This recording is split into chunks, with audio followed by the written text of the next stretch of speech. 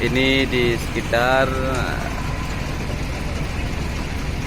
kantor Bupati Aceh Utara. Sedang ada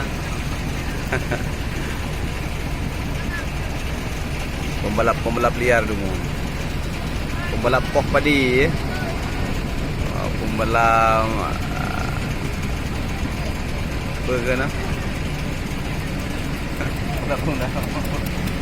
MotoGP Aceh Racing. Ya. Persiapan untuk berangkat ke Palestina tang.